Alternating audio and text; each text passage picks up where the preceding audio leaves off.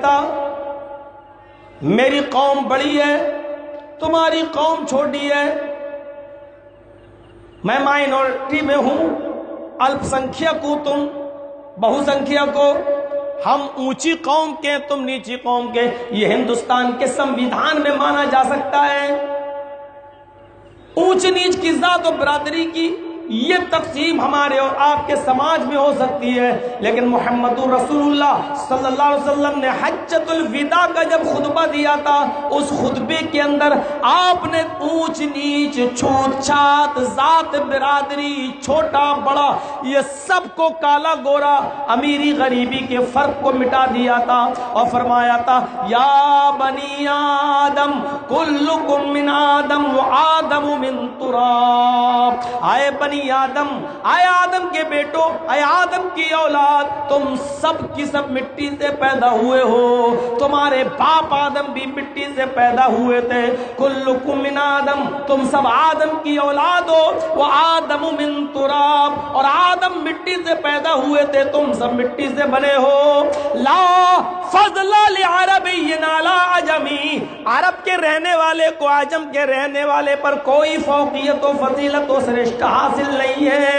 کسی غیر عرب کے رہنے والے کو کسی عربی پر فضیلت حاصل نہیں ہے، کسی کالے کو گورے پر کوئی درجہ نہیں ہے، کسی کالے کو گورے پر بھی کوئی فوقیت نہیں ہے، کوئی امیر غریب سے بڑا نہیں ہے، کوئی غریب امیر سے اونچا نہیں ہے۔ سنو اے لوگو، اللہ کی نظر میں بڑا وہ ہے، اپنی نظر میں وہ بھی نہیں، اللہ کی نظر میں بڑا وہ ہے، فضیلت صرف اس کو ملے گی، کامیاب وہ ہے، بڑا وہ ہے، الا بالتقوی، الا بالتقوی، جو تقوی، جس کے اندر تقوی سب سے زیادہ ہے، اللہ کا ڈر سب سے زیادہ ہے، اللہ کا خوف سب سے زیادہ ہے، بس وہی آدمی اللہ سے سب سے زیادہ ڈرنے والا مانا جائے گا، اللہ کی نظر میں وہی بڑا مانا جائے گا۔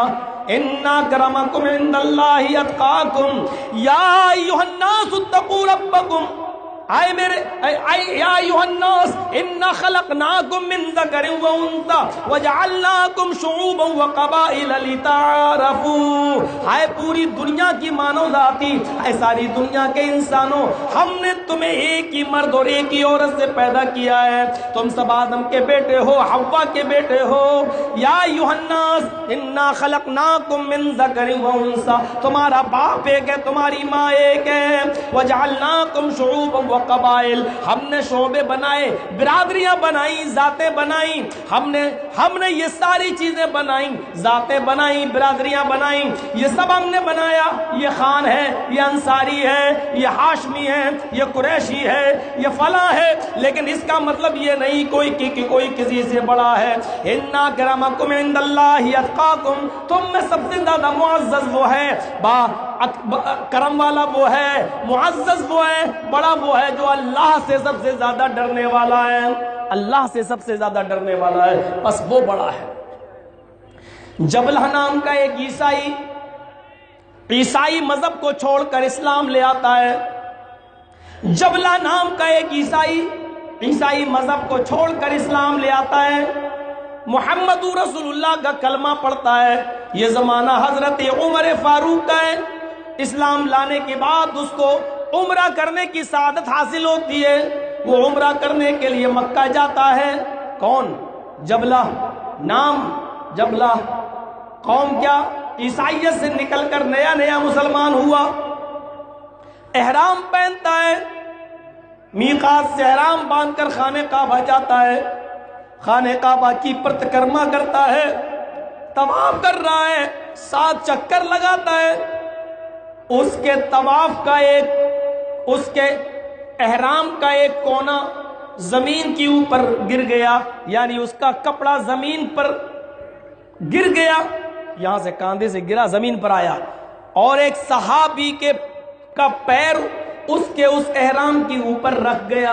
بھیڑ تو بہت ہوتی ہے، عمرہ کرنے والوں سے پوچھو، بھیڑ بہت ہوتی ہے، تو کسی کا اس کا احرام کا ایک کونا گرا اور زمین پر گرا، اور اس پر ایک صحابی کا پیر پڑ گیا۔ جبلہ آگے بڑھا تو اس نے دیکھا کہ ایک صحابی کے پیر سے میرا احرام دبا ہوا ہے، جاہلیت سے نکلا تھا، عیسائیت کی بو اس کے اندر ابھی باقی تھی. اس نے پیچھے پلٹ کے دیکھا، ایک کالا کلوٹا انسان اور اس کے پیروں کے نیچے میری چادر، میرا احرام. وہ پیچھے مڑا اور اس نے ایک تھپڑ اس صحابی کے رسید کر دیا، مار دیا.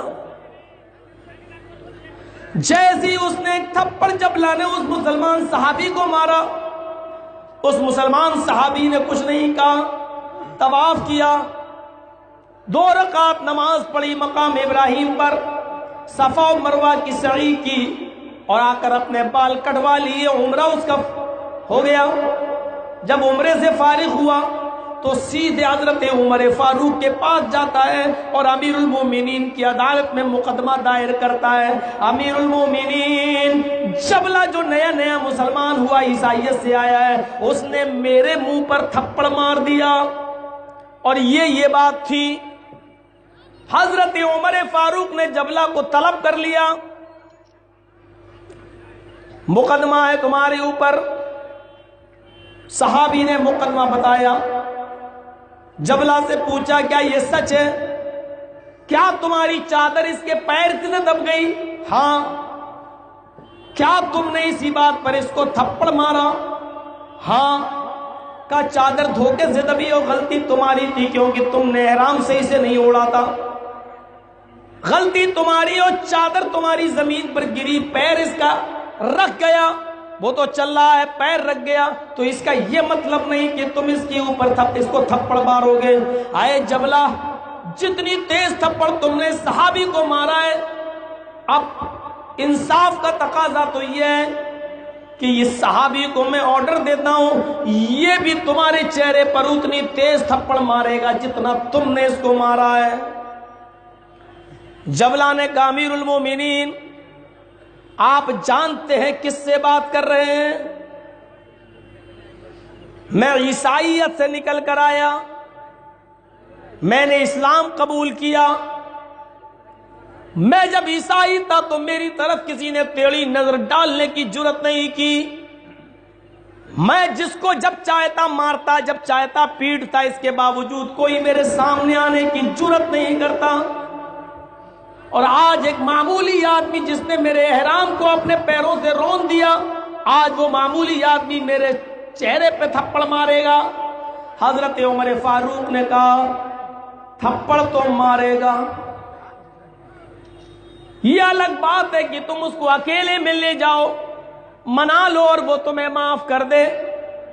اگر ایسا نہیں ہوا تو عمر فاروق اجازت دے گا اس کو اور یہ تمہارے چہرے پر تھپڑ مارے گا. چونکہ احرام پیر سے تم نے اس کے پیر سے دبا، سب کے سامنے تھپڑ مارا تھا تم نے، اس لیے آج تمہیں بھی تھپڑ سب کے سامنے مارا جائے گا. جبلہ نے کہا امیر المومنین مجھے آج کی رات سوچنے کا موقع دیجئے، میں اس سے معافی مانگوں یا میں بدلہ دے دوں. ان 2 چیزوں کو مجھے سوچنے دیجئے. معافی مانگنے میں بھلائی ہے یا پھر چہرے پر میں تھپڑ پڑواؤں، سوچنے کے لیے مجھے تھوڑا سا موقع دیجئے. حضرت عمر فاروق نے اس کو 24 گھنٹے کی مہلت دے دی. فرمایا کل اسی وقت تمہیں اسی عدالت میں آنا ہوگا، میں تمہیں کل تک کی مہلت دیتا ہوں، سوچ لو، یا تو معافی مانگ لو یا تھپڑ کھاؤ. اور معافی مانگ لو، اگر وہ معاف کر دے تو، نہیں کرے گا تو تھپڑ کھانا پڑے گا.